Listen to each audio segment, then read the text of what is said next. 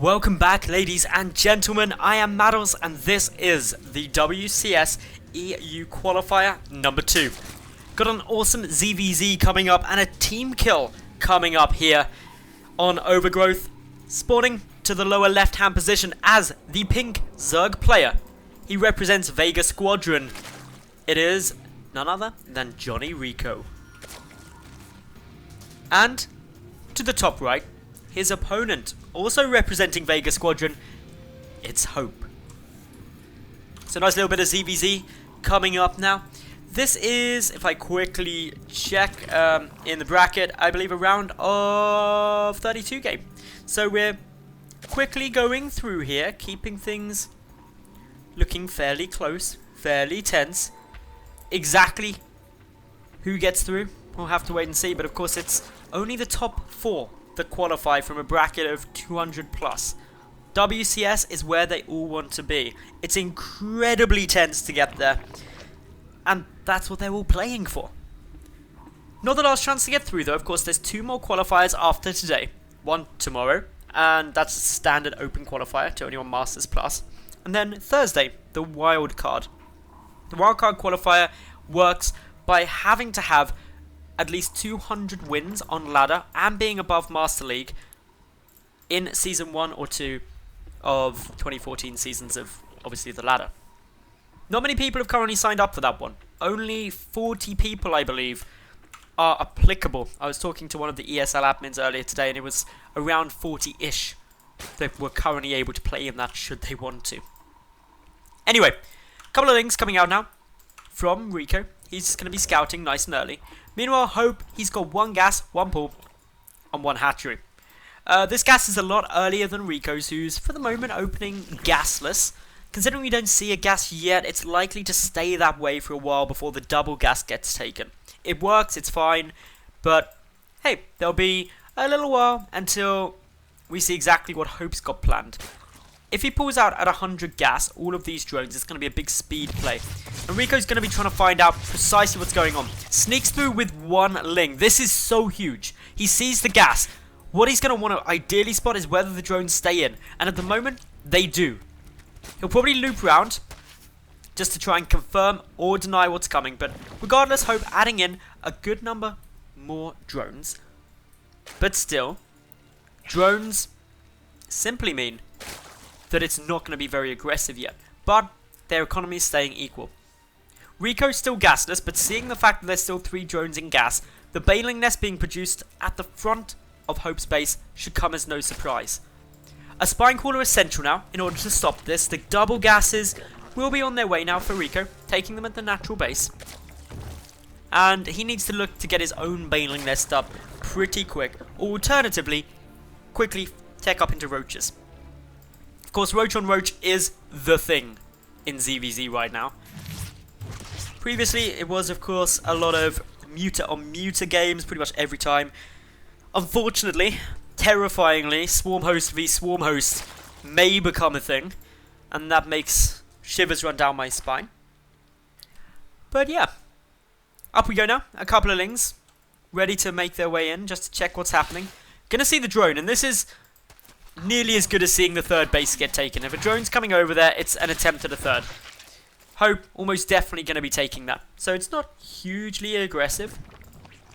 Over on Rico's side, Rotron on its way. No 3rd base from him yet. But remember, taking a 3rd earlier in ZvZ makes you a bit vulnerable. It's 300 minerals tied up. It's less units on the field. And if Rico goes for a big move, it'll be tough. The double Roach Warren coming down from Hope here. A bit unorthodox. Maybe he wants tunneling claws and speed as fast as possible. But more likely, a little bit of an error there, unfortunately. And some of that's just because of how stressful this is. And it's so hard for anyone not in the situation to appreciate. WCS make all the difference. Being a WCS player, you get so much more attention. Your sponsors, your teams are all very happy with it. You know what's up.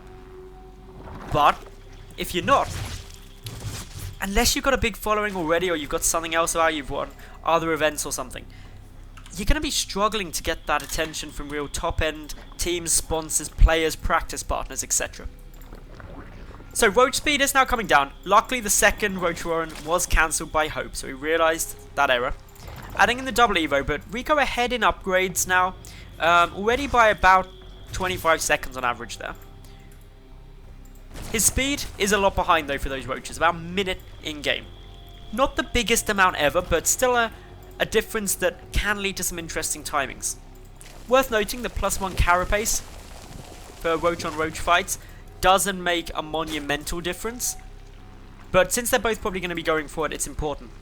What's more important is the fact that we're now over a minute and hOpe is only just beginning his +1 missile attack, hoping to see +1 carapace as well, but he's invested so heavily in a high Roach count early on that it's delaying his carapace. He just doesn't have enough gas for it at the moment. Now starting it up, but that is 80 seconds behind Rico's.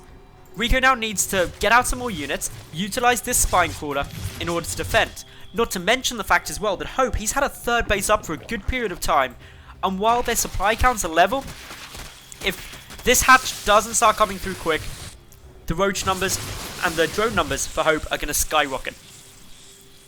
So the third hatch now down for Rico.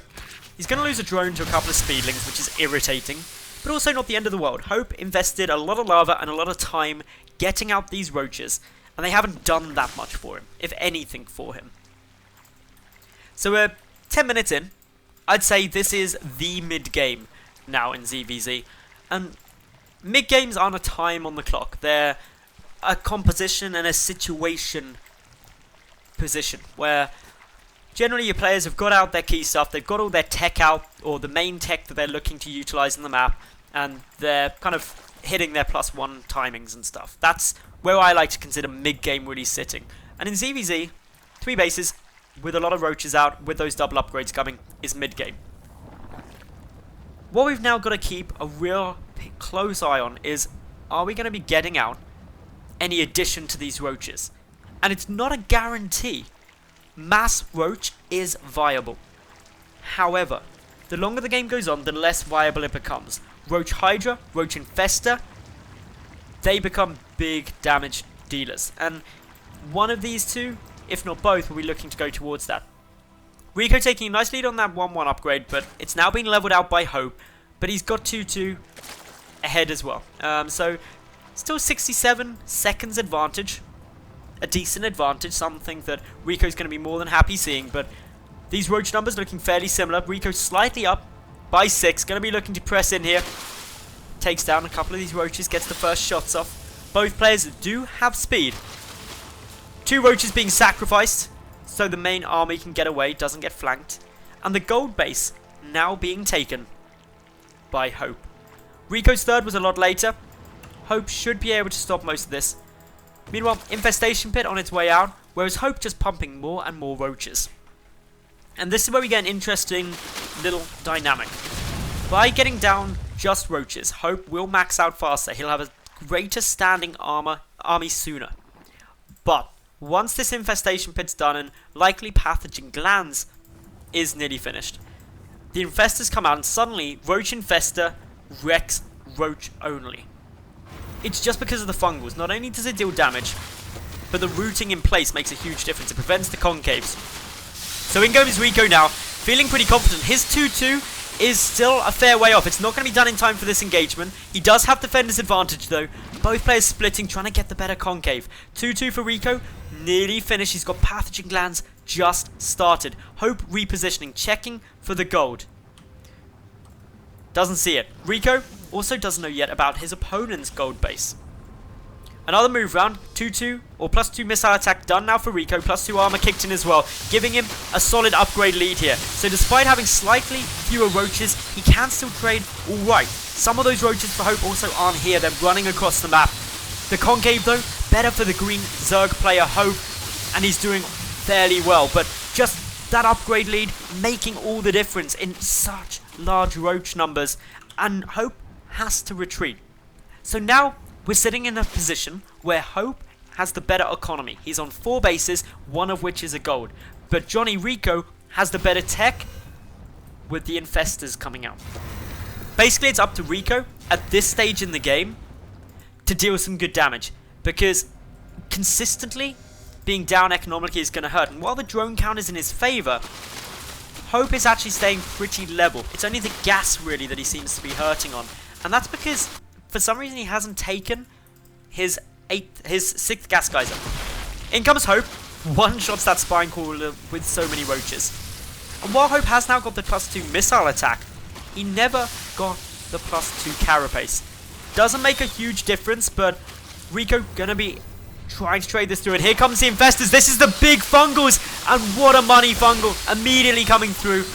Not chain fungling just one group as opposed to getting multiple fungals down on a large area. And this means that Hope is going to lose a lot of roaches. Spams that burrow key, gets them safe. Tunneling Claw's not yet done, but regardless, burrowed roaches heal up quite fast. REcco at 190 supply to 162 of Hope. And those infestors really hitting the mark. Overseers getting morphed in. A lot of them on the map now for REcco, and they're required. Once Burrow's been revealed, you need those Overseers to try and stop it. Because if there is a then Burrow to regenerate up some health, one, the roaches can still be hit, making it not prevent you taking damage, but it also means that they're not attacking. So it basically nullifies that upgrade entirely. Hope donating a couple more roaches to the cause. Burrow now revealed because of course they go all sparkly. And REcco looking to get very aggressive. He's up by 8 supply, 1 upgrade, but he's got those infestors. The fungal growth hits the mark, needs to get some more. Trying to goop up these units so they can't get a nice concave. Crushing through here, 10 more roaches on the way for Hope, and that means the supplies massively favouring REcco in this fight. The upgrades favouring him, the tech favouring him, and Hope is in some serious trouble. And yeah, this is looking pretty good. Still we see more pressure coming through. We've got a couple more roaches coming down, but GG from REcco. GG from Hope, and REcco takes game number 1 of this best of 3.